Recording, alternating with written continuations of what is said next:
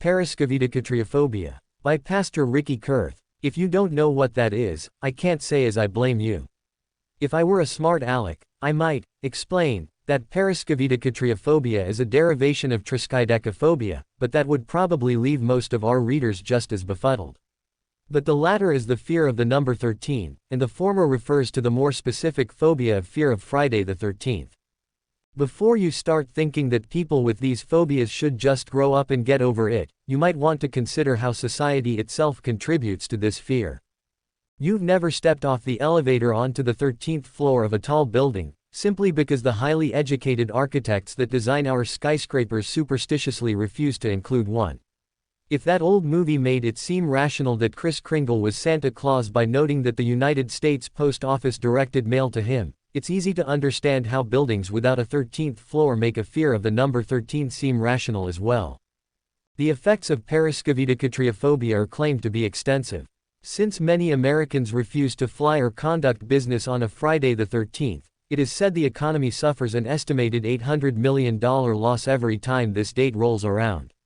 Back in the 1930s, the influence of this phobia even reached the highest office in our land, as FDR refused to travel on Friday the 13th.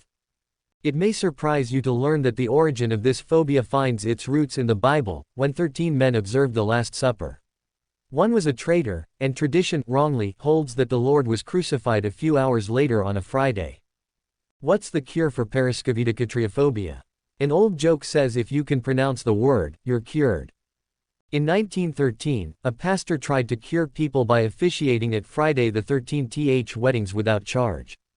But since superstition is the veneration of something that deserves none, a better way to help people overcome this superstition is to do what Paul did when he encountered some superstitious people, Acts 17:22, and preach the death, burial, and resurrection of Christ v.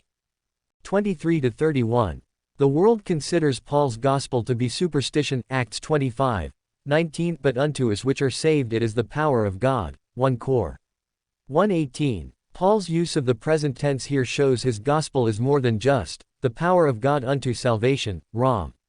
1:16. Once we are saved, his gospel is still the power of God to help us overcome the spirit of fear with the spirit of a sound mind, 2 Tim.